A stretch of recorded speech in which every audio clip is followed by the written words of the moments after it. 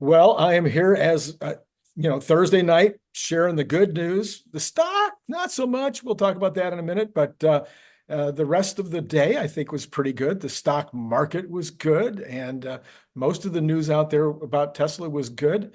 Bradford Ferguson, what did you think?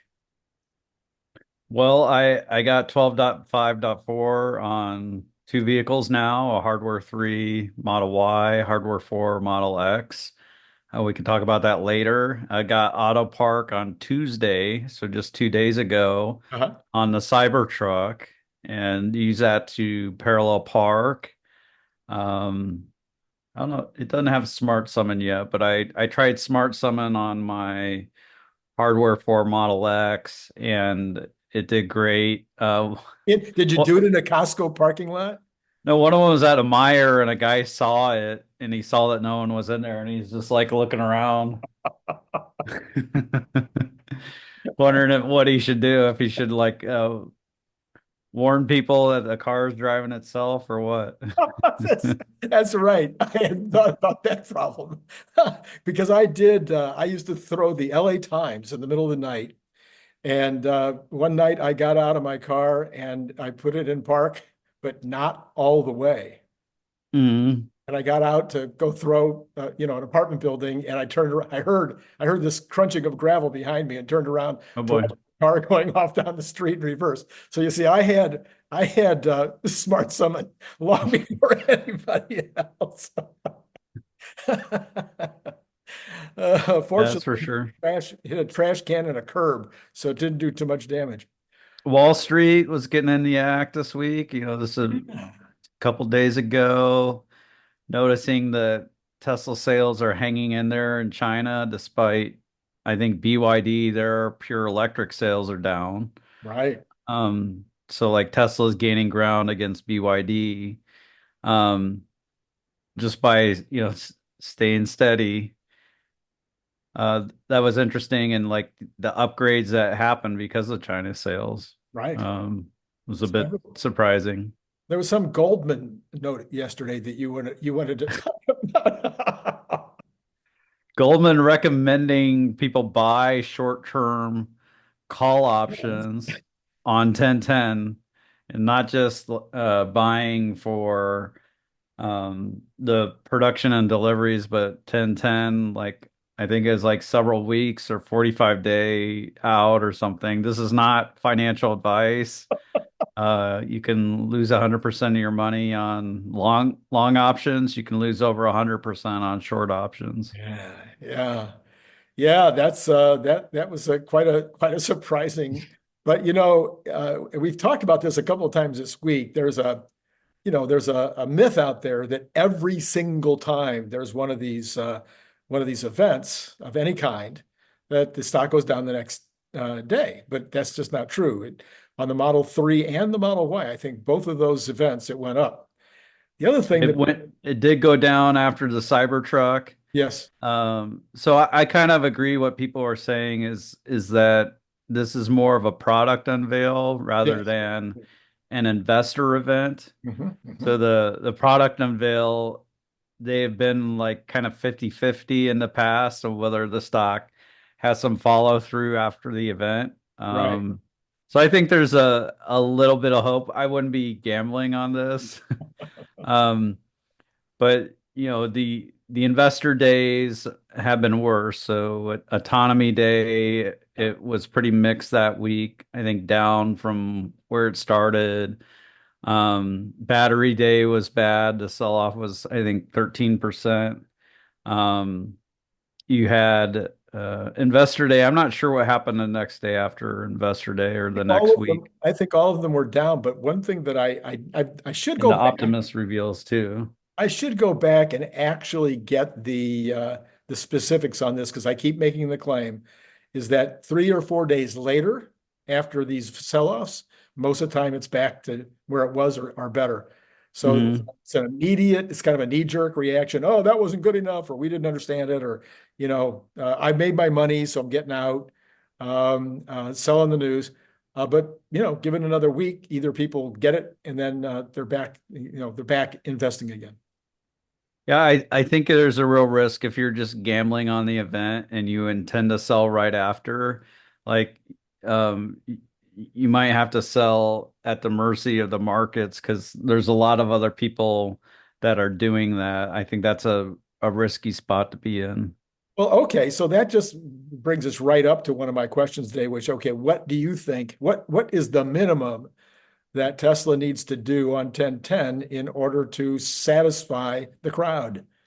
I don't care which crowd you're talking about, just in general. Or and what and maybe separately, what do you expect them to do? Is that the same thing, or is there do you have greater or anyway? You get the point. I think what Wall Street wants is they want numbers for their spreadsheets. They want to know, how much is this car going to cost Tesla, even though you and I know it'll probably be close to 20 grand, somewhere around there. They'll want to know ramping on when these will start to be made. I think Elon will talk about that on 1010. I think Yeah. that's likely to happen. So above 40% chance. I don't think he'll talk about how big their capacity is going to be for robotaxi, but if it's on one line in Giga Texas and you have a similar throughput from the like a typical Model Y line, then it would be 250,000 to 300,000 per year would be that capacity. But isn't this supposed to be an unboxed production? Are you talking which product? I think the revelation earlier this year was that we're getting partial unboxed. I may be wrong, but I don't think with the Robotaxi we're getting the full unboxed. Okay, so let me just tell you how I see it, and maybe this is I don't know because I'm confused too. All right, so Well, let's talk about what unbox means. So unbox is this totally different way of making the right, car right, where instead of painting it all, you right. before you even put the doors on, you put the doors through paint. So you put the doors on once to the car, whereas other cars are made, they they put it all in the paint, but then they have to take the doors off again, and it's like this ridiculous mess. And if you can split up the parts, you can have a smaller paint shop, and you can assemble, four different sides of the car, so the front, back, left, right, assemble them separately and join them at the very end. That's what Unbox is about. So it's about like getting more hands, whether they're robotic or human, on the car at one time. So maybe one of the things I'd like to see on 1010 is just for us to be fully in the loop on what is going to happen. So my understanding is that in late this year or early next year, we will get a 2.5 subcompact model that will be on the Model 3 line. Mhm. So be the less expensive $25,000, maybe not 25,000, but in the ballpark, something under 30 for sure, $1,000 car. And that is not the robotaxi, or not the cyber cab, if you will. Right. Cyber cab, which might be a two-seater, may not have a steering wheel or pedals, that will be 100% unboxed, and it's coming like second half. So is that your understanding, or do you have a different understanding? Well, yeah, I'm not sure about it being 100% unboxed because of what they said earlier this year about Level 2.5. not wanting to go fully unboxed. But I do think it's maybe a totally brand new line in Giga Texas for the Robotaxi. I think that it's a totally brand new line. So maybe they do go with, closer to the unbox, but they're at least doing some methods from that. And there's a multitude of things. You don't want us to nerd on that. All right, so if I recap what I heard you say, then is you're saying on the smaller car, the $25,000 car, which is going to come later this year, early next year, that one you're saying will cost Tesla around 20 grand, might have a 250,000 or so. Yeah, So I think that'll be closer to 25. I think the cyber cab might actually be less unless they use some of the stainless steel, and if for some reason that slows them down. Gotcha. Um, Do you so think the Cyber Cab might cost less? Okay. yeah, Because it won't and have, it will have a smaller battery, may have, there's yeah, I don't think there'll be a center console. Um, there's just I think it'll probably be two seats. I don't think it'll be the four seats where you can swing it around and face everyone. Maybe they show us two different sizes of it though. But for the two-seater, that should cost under 20 grand. And I don't think they would have a center console. So you're just able to narrow the car even more versus if you did have it that in a way. And okay. instead they'll put cup holders on the floor. Right. Okay, so they give these announcements, but you think they will definitely, you're really saying you think they will show and or announce more details about the 2.5 car. Well, I wasn't the one to bring this to the front. I think it may have been you or Okay. some Okay. others, but I think it makes sense if they are intending on releasing it by, let's say, June of next year or whatever. If that's the intention, it's going to have to start hitting roads before then just to test it out, and Tesla will try to camouflage it. They can do some crazy stuff. Like they can put it in a Ford body or whatever, but Right. like they wouldn't get a realistic range number doing that. Um, so they'll need to test it on roads. So that's the point that you and I think some others have made. So it may not Osborne them to announce it. Right. I think that would be cool if it happens for sure. Okay. All right. What about what else do you expect them to announce a beginning of a supervised robotaxi network where you and I can put our cars out there? I'm hoping so. I Hoping so. want them to start getting that data. Yeah, I'm excited by the invitation. People are trying to break it down, look for codes and the binary numbers, the ones and zeros and all this fun stuff. Um, but I like the word we. So maybe we see at least two models of car. My Oh, dream would be that multiple Optimus would be there and the crowd would be able to interact with Optimus, but not like touch Optimus. So maybe I one thing that'd be like super cool is if it was like a dance party with Optimus, and like somehow like the Optimus can mimic what the human's doing and do that, and then like play that in a loop or in just I think that'd be fun. Having they have the movie set, so it's a private road. yeah. Tesla doesn't need a permit Oh, no. to Yeah. do this on private roads on a movie set. Uh, pe- yeah, I think Gordon Johnson was suggesting that on a space on X today. That's- Um, so it'd be cool if like they played with the London set. There's a Mhm. London in New York. There's probably a suburbia.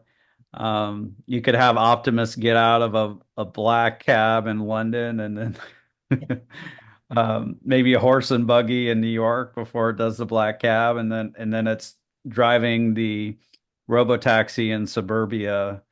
You could do all kinds of scenes but also bring in celebrities. I Right. think you were talking about that.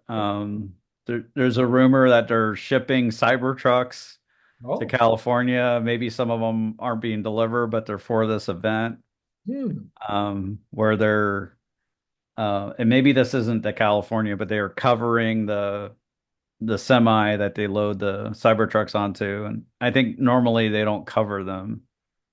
Um, so like celebrities would want to love to gain some relevancy and Sure. 1 million eyeballs bare minimum Least. on this event. Oh, yeah. At Can you least. imagine like maybe Arnold Schwarzenegger doesn't want to be in the spotlight anymore, but I mean, we still didn't get him stepping out of a Cybertruck, with his his special sunglasses and a cigar, maybe a leather jacket, baseball bat or something. Well, and Jay Leno just lives up the street, so he could come on over and can leave his garage for the day and come check it out.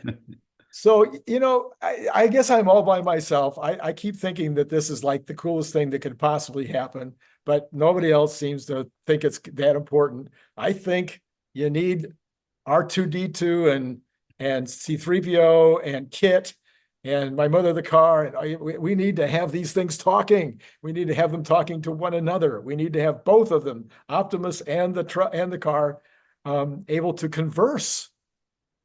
That would be Yeah. that would be big. Don't you think that would be an important thing? Or am I just completely a different? Talking robots would be nice for sure. Yeah. Yeah, I think they should have fun with the Optimus. Like you could put them in outfits, you could paint them. You could paint them like R2 and C3 in a cheeky, sneaky way. You could dress them up in costumes for sure. Um, yeah, talking would be cool if they are developing that. Or just like having Optimus mix drinks. So I think doors open at 5:30 and the show starts at 7 and Yeah. I'm guessing they'll be serving libations there. You could have a cute little bartender outfit for them. One of those, black and white affairs with the Yeah. nice purple carnation. Sounds great. Where you didn't get a ticket either, right? No. I know. I did. Scott Walter got one, Yeah. and well, Tesla Boomer Mama got one, which is great. Yeah, I I know. think she's probably on the permanent list for a Permanent long list. time. I would put her on the permanent list, that's for sure. All right. Well, okay. So that sounds I'm like psyched for it. you're psyched for it. I can I don't tell. think we'll get like these dream scenarios, but that it would be fun to see. Obviously, I'm hoping for the business, what does the business proposition look like for the fleet owner, even if it's a fleet of one? What does it look like in terms of how much money people can make? I think that will be stimulating. Uh, Mhm. I certainly hope that's part of it. It'd be great if they laid out a case. So, what do Uber and Lyft cost a day? What price per mile do they intend to launch? If you run your Tesla in the network, are they gonna will they take 60 cents of that $2 but cover the insurance? Yeah, yeah, So, learning some things like that I think would be good. Some details that fleet operators could start to get behind. But I don't think Tesla, if they can make them for 20 grand, but these things, let's say they make 40 grand a year, why would Tesla sell them for 20 grand to a fleet operator? They would sell them for, at least 120,000. right. Yeah, I know. This has been the discussion that's been going on ever since the whole idea started, and it's just crazy to think about how that's all going to work its way out. For those of us who already own the car, they can't really come back and charge us more. Especially if you already have FSD, you're set. Mm. But for the new people that are, trying to get in, then what happens to the value of my car since I already own it? Uh, I think it goes up yeah, yeah, um, because it already has FSD on it. right, right. And I think it's going to get harder and harder for casual Tesla owners, especially, to keep their cars Right. because That's the the offer. value of them is going to go up, and they're going to be like, oh, well, I guess it's time to sell my Tesla and buy something that can drive itself, What? No, you don't buy anything. or just use it, Yeah, just use the service. that's right. You sell your car for 100,000 and then you just take robo taxis wherever you need to go. Sounds Mhm. sounds like a wise decision to me. All right, so let's go pull back a little bit. We've got robotaxi in some way, shape, or form is going to be happening. 2.5, Juniper, lots and lots of megapacks. all this dojo and massive data centers going up and everything else. As you pointed out in the green room, we've got quite a number of new folks that are talking about, I shouldn't say new folks talking, but folks that are talking in a new way about Tesla and its future. Are we on the verge of a 2021 type acceleration of the stock? Not investment advice, just your thinking as a wise. I don't think it'll quite get to that level. I guess in a way it was in the fall of 2020 when you had the earnings report and the spike into November. I guess it was only a 50% move. Um, so for that to happen, let's say the stock is 250, that would mean like 375. Um, I think there's people with like higher numbers than that. Like I don't think it I don't think there's a universal will be like 375 in 6 months unless like it really it really capture people's imagination in a lasting way. Hmm. Because I don't think unsupervised is going to be ready by then. Oh, I see. Okay. So I you think think maybe next summer. you think that is the catalyst when the announcement is made that it's level 5, it's unsupervised, Tesla is paying for the insurance. That is where we go on the big run up. I think it would definitely trigger some bulls for a while, and I think Wall Street would still be slow to catch on. Really, that's funny. Yeah, they really want to see revenues They and want to see the profit. revenue. Yeah. Well, but if we have a supervised robotaxi network going on, and now all of a sudden you can pull the driver out, that would Mm. be pretty obvious even to some of the dummies on Wall Street, right? Yeah, I think if they got some indication on how busy, how much demand there was for the supervised and then the unsupervised. Yeah, I think the supervised could be a catalyst for the stock because it's a new source of revenue. It would be Tesla would be doing it at a loss at first Mhm. because just the number of people and incentives to get people to start, things like that. Mhm. Um, yeah.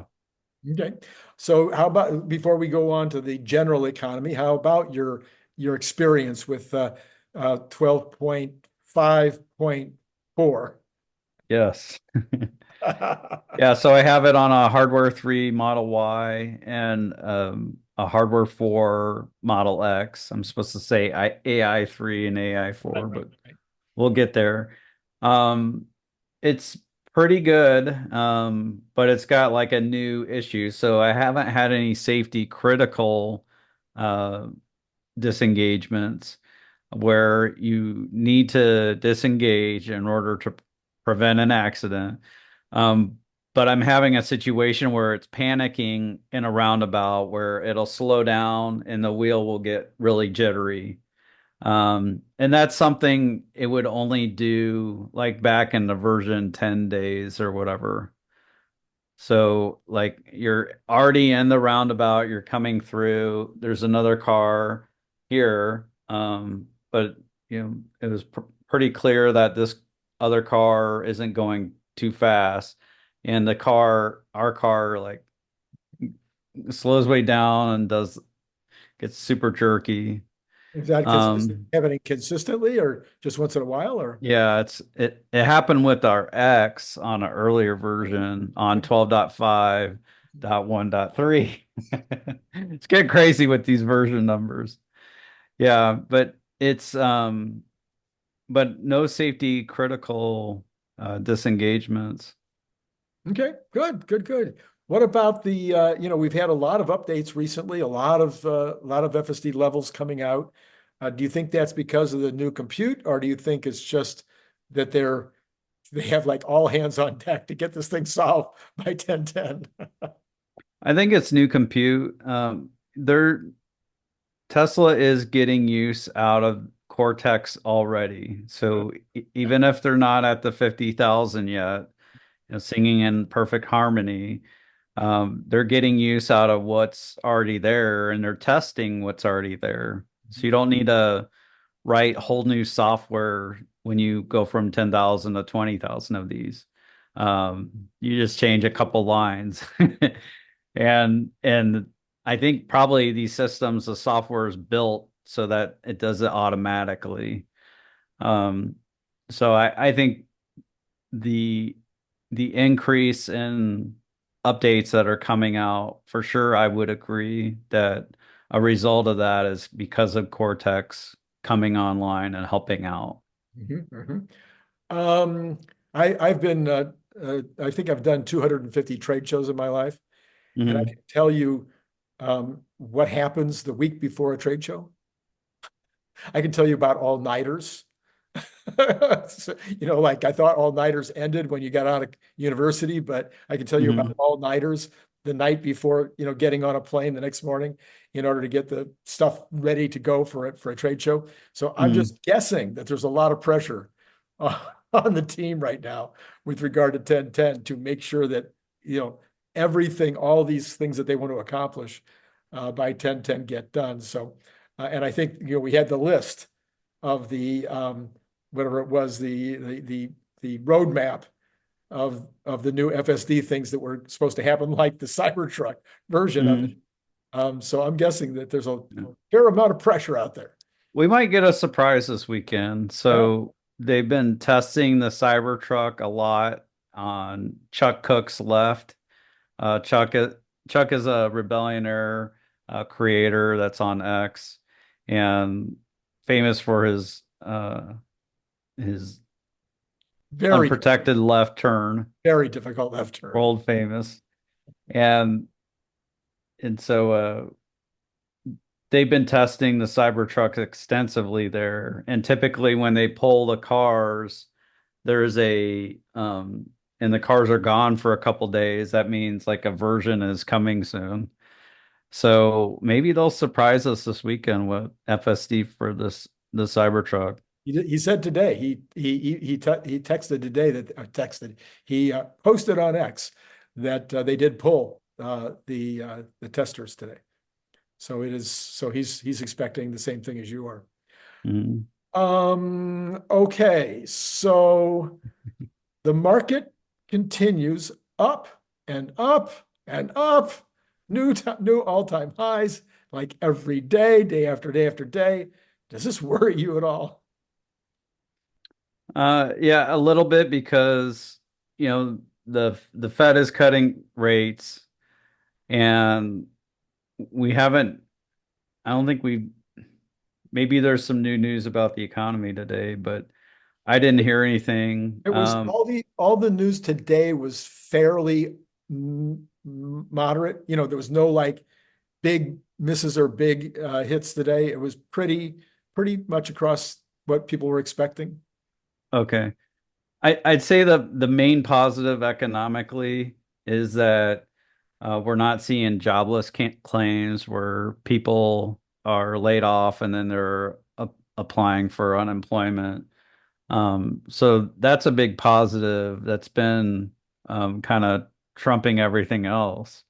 Um, but yesterday or overnight, we had China do a massive stimulus announcing 1.42 no, 142 billion dollars. Um, so they're propping up their banks Yeah. with that amount. That's not going to the general economy. Right. That's just going to the banks. That's not a good sign that they're having to do that. Um, so I think what we're hearing about what the trouble in the Chinese economy is probably true. And I think it's a real feather in Tesla's cap that they've been able to hold firm despite how bad this economy is in China. Youth unemployment's very high. Um, and they've, had to loosen other things with the banks as well. And it's not just giving them money, like that's not even enough.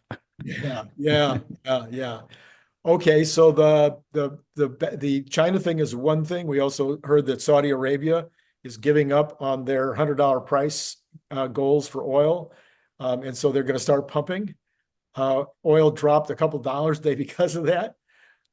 So we could be looking at $60 oil and $3,000 gold. We've got an economy that is, we've talked about this, the two different economies, the under $100,000 a year economy and the over $100,000 a year economy. We've got the PCE numbers coming out tomorrow, which I think are going to be bland. I think they'll be pretty much what everybody's expecting. Given all that, what's the next rate cut? It's going to be another 50, 25. What are we Well, they looking? have about, I think they have about 9 meetings a year, They have the right? next one is November 7th or 8th, something right after the elections. Yeah. And so they'll probably do 50 then, because they themselves projected that they would do 50. They do 100 this year and then 100 next year. I don't know if we'll immediately get another 50 the very next meeting in November. it's probably in January, No, after November. Yeah. November. No, there is one in, I think, December. Okay. I think so, pretty sure. Yeah. Yeah. So it could be 25, 25. I mean, I'm sure there's one in December because people have been saying it could either be 25, 25 or 50 if they hit their dot plot Hmm. of 100, of a total of 100. Yeah. But what I'm saying is they're projecting they do 4 25 basis point cuts, whether that comes in 250s or 4 25s or a mix. Mhm. And there's 9 meetings. So people should not be expecting that they're going to lower at every meeting or anything like that. Oh, so you're thinking that the 100 will come, which they said roughly. The It could 100 be front loaded. Yeah, I don't think they're necessarily going to space it out Okay. through the year. Okay. I think they're going to, my guess is that they would move fairly quickly, and then start to measure any kind of changes they would see. I mean, in the face of this, we have that potential port strike. I think, Oh, yeah. that came out early this week, and that would that would be a disaster for the economy. Well, Boeing being on strike is not a good thing. I mean, that's a really, they're talking about that as being, it'll have an impact on the actual economic numbers if it goes very Mhm. long. Yeah. So you got Boeing and the dock strike at the same time. Uh, Yeah. I mean, it's Part not, of the reason why we had the inflation was COVID, that last stimulus, but also you had some serious problems with the ports in California, Mhm. serious backlog of the ports, and I think there might have been a strike Yeah. then. Did the strike ever happen or was it just a I threat? think it's maybe Slow fairly down, brief, but like a they were slowdown. so backed up, like there were ships waiting for over a month and a half, Yeah. just hanging out at sea. Oh. Like they were there, they were in China, they were waiting. I mean, they were in California Yeah. waiting, Yeah. and it was is real bad. So like if you have a strike and a backup on the Gulf and the East Coast, I think that's going to be extremely bad. I don't think the president should allow it. Maybe someone can wake him up. Jeff and I talked about it last night and I thought about it more after our conversation. And so he said, well, no, the president's not going to invoke Taft-Hartley because he's a union guy. He's Yeah, not going to, he's I not, agree. I agree. and He's going to be on the union side, but that's going to hurt. it's It's not going to going to hurt. hurt the economy. Going to hurt all It, Americans. it could hurt Hurt Kamala the economy. in Hmm. terms of her running for president. So he's going to be right up against the rock and a hard spot. And it'll be interesting to see how he plays it. So, and how it works out in terms of the economy too. Because no, if it goes over 2 weeks, it starts to really have an impact. It'll have an impact Hmm. less than 2 weeks, but after 2 weeks, the impact is big. Yeah, yep. Helps hurts at all different levels because you've got raw materials, you've got finished goods, you've got all kinds of stuff coming into those ports. Hmm. So over about the last 6 months, you've mentioned a couple of stocks that you loved. and I think one was a gas, a gas, a gas, uh, uh, Natural gas fuel cells. gas fuel cells, and the other one was maybe some kind of a pharmaceutical.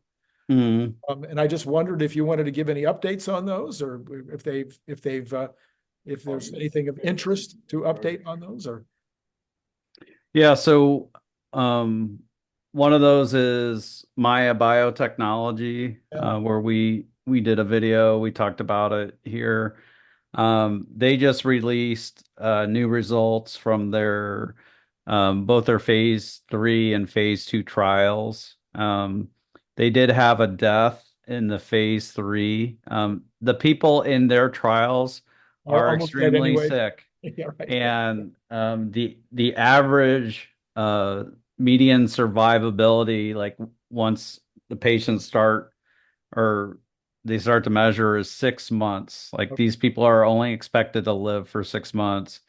So it's not terrible news if someone dies, but this was in a trial that may not have enough patients, Hmm. and so it set the median survival at only twice I see. the the current standard of care, which Yeah. is good. So the standard of care for this patient group was 5 months, and they got 10 and a half. Mhm. We were hoping it would be higher, and we're a little concerned that the schedule may take a little longer than what we expected in the past. So we've trimmed back on that one. All right. And the gas guys, the gas, because I really am interested in this category. Just watched a video. I don't know if you saw, uh, uh, General Electric did an interview, and General Electric talked about all the different ways that they're approaching the electrification problem over the next 5 years. They mentioned the 3 Mile Island restart. They mentioned Mhm. that their mini nukes are going to be ready by 30. They're going to start deploying in 29, but they said they're going to be ramping by 31. They talked about gas being a major part of the future for at least 20 years. So I just was curious. That kind of reminded me of that company that you had talked about. Yeah.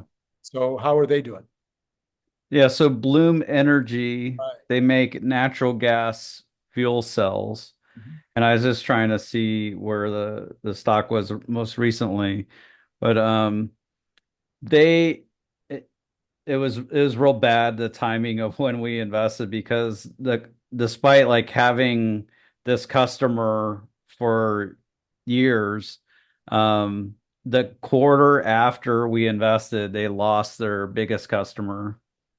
And Oh and no. I think it's SK Innovation, or some type of firm in South Korea that's heavily involved in like putting HVA systems and power and hospitals and things like that. So they were a major partner and they lost them. So we're talking about a couple losers today. Oh no, I'm So sorry. we do have I some should have bad asked ones. you. I should have asked you in the green room. But anyway, That's all right. no, you're going to have some if you're going to play with some of these, Yeah. relatively new companies. So they lost their major customer, so we just that broke our thesis immediately. Uh, And even though it was embarrassing for us, we sold it because um that broke the reason why we sure, invested. We invested in thinking there would be a certain amount of growth per year, and that's not what was going to happen. sure, sure, sure, sure. All right. Well, I would, figure we just need to keep up on some of these. So, We did buy a new biotech, a new bio. and so that'll show up on our 13F um in like around the middle of November. So it'll be our new holdings as of 9:30. And so I could probably talk about it after 9:30. After 9:30. Okay, Yeah. that's right. You're in the quiet period. All right. Well, anything else on your mind today? Anything else that's you're passionate about in the Tesla world, or just in general with regard to the economy or the markets? Yeah, I did want to talk about something with LLMs. I just want to warn folks because I know I'm very high on using them. The coding that they do is really good. We're using it to help us with other parts of our business. But just wrangling massive amounts of data using programming that the LLM tells us how to program it. Um, that's really good. But what people need to remember in general is that it's predicting the next word, and it can seem like super intelligent, but like it doesn't know everything. It doesn't know, it can get a lot of facts right, but like it doesn't know all the facts of like the stock market.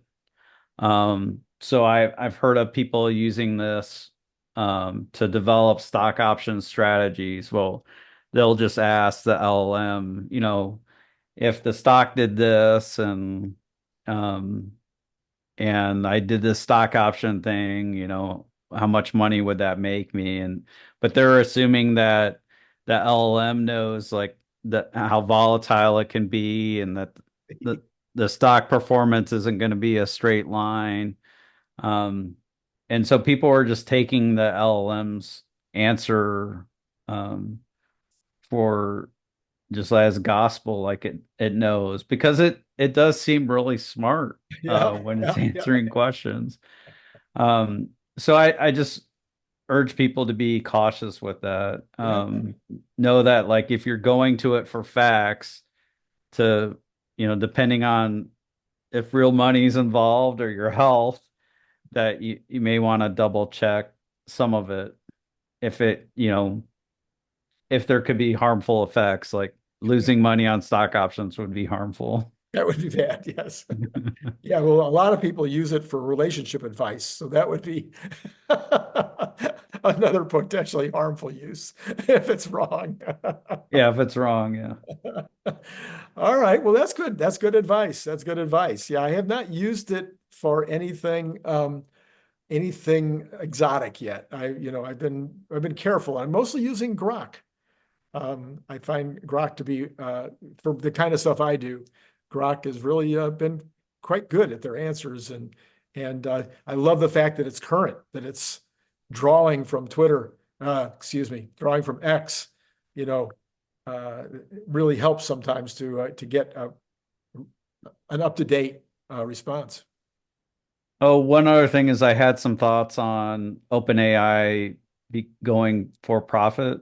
Did you already cover this? I have not. I just saw it today, and I'm thinking Elon must be just going, Yeah.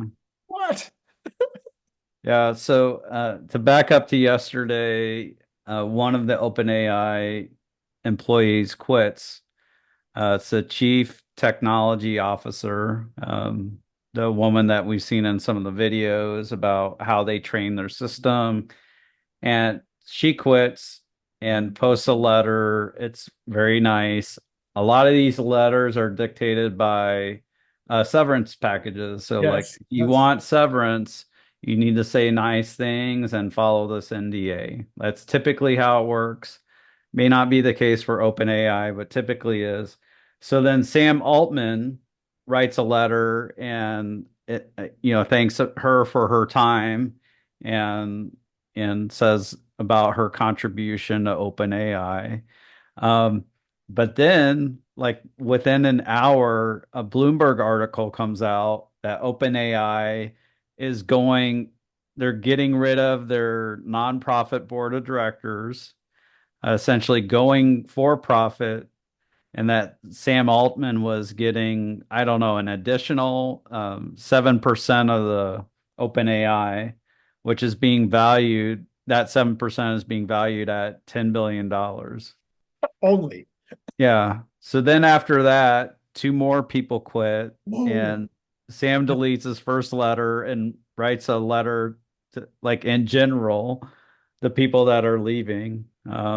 So they probably weren't happy with the equity that they didn't get. maybe there's some other reasons. Maybe they don't like working for Sam Altman, or, who knows, but, um, or maybe Sam asked them to leave. Maybe they weren't part of the future. Yeah. Um, so it's pretty wild. And, um, I'm not a lawyer. This is not legal advice. But it may be illegal what OpenAI is doing. So, as I understand, so I did ask an LLM about this confession. Um, but you can't just switch from a nonprofit to a for-profit. So there's three steps, bare minimum. You dissolve the nonprofit, you give the assets of the nonprofit to other nonprofits or the government, Oh, and then you can start you prop. can, yeah.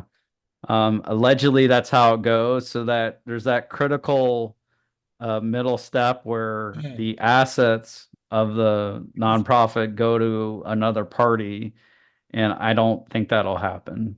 So maybe this isn't law. So if we're wrong, hit us in the comments. I want to learn more about this. Maybe I should get Warren on and ask him. Yeah. Although It's it's a complex part of the law, I tell you that. Yeah. yeah, it's wild what is going on. So I just thought that Sam Altman had recently said that he isn't in it for the money. Not in it for the money. Maybe he wants the shares for some control, but Or he was charitable. driving around that $4 million out supercar. I think it's called like Koenigsegg or something. I don't know what it's called. Like, why are we driving around $4 million cars? We don't care about money. Joe Well, Rogan made a good idea, bringing that back to the surface. this is Like this you can literally see him look to the camera while he's driving this $4 million car. seems to me that there's a movie in this. I think we're gonna see a movie about this story. I just don't know if there'll be any bodies in it. All right. Well, um, Bradford, as always, it's entertaining. I'm sorry, it's enlightening and entertaining to have you on Thursday nights, and we are all looking forward to that 10-10, and we'll just see whether we can break through the 265, get to the 265 by then. Mhm. Although some people are thinking it's going to go beyond 265 before then to 300. I'm having a hard time picturing that, but it could. It could happen. Could happen. All right. Thanks, Bradford. Let's get to the numbers. Yeah, that's right. All right. Thanks for being on. Bye.